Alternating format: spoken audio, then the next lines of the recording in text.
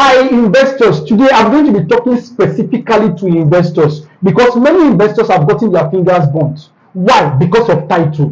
What is the problem with title?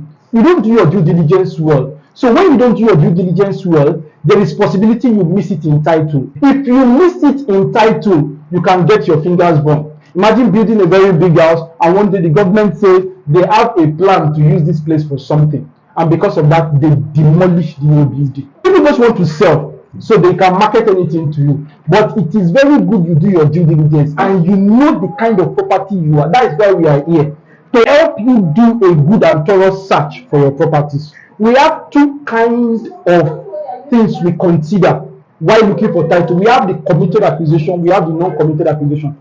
Committed acquisition is majorly a particular property the government have placed to use for something. And non-committed acquisition is that it is an acquisition but not committed. You can buy it over from the government. Now we are going to be looking at things because I want to clear some things. So people are looking at what is registered survey, what is gazette, what is CFO, what is governor's consent, what is excision. I'm going to be explaining it in a bit for you.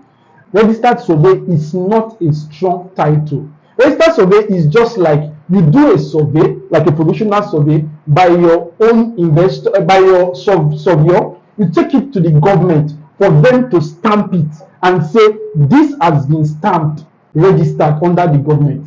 That does not give a title that when the government want to demolish because the property has issues, they will not demolish, they will demolish it.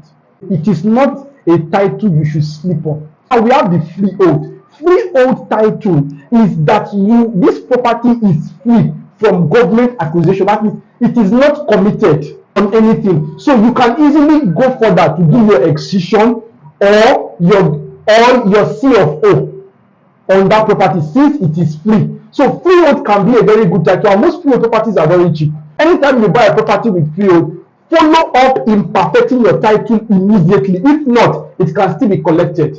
We have the excision, or we say the gazette. The gazette is just a book where all the families that has been excised from the government are put there. All the family names. Like there was a time we did a property Ogogoro excision. Now this Ogogoro excision, they had issues before, but it has been resolved. So their name is on the gazette, and after some time, their excision number is out. What is C of O? C of O is certificate of occupancy. That certificate of occupancy is given. It is the highest title in Nigeria presently. So when it is given, you have a very strong title and a very good title that you can use for loan in the bank and a lot of things. Now, what is governor's consent? Governor's consent is a situation whereby you buy a property from somebody that has C of O and you now want to do it in your name. Most times they don't give two C of O on one property, especially in Lagos State. After you have bought it, you will go and do governor's consent so that your name will be inscribed on it as your property. There are still more to this, and I can help you do due diligence on any property you want. There are a lot of things included in due diligence. So this is just the part one. We are going to look at the part two. Call me for details on due diligence if you are not sure. If you miss it at this point, you may lose all your investment, and that is why they say real estate is risky, just because you don't do your due diligence. Do your due diligence and real estate will not be risky. Thank you and God bless you.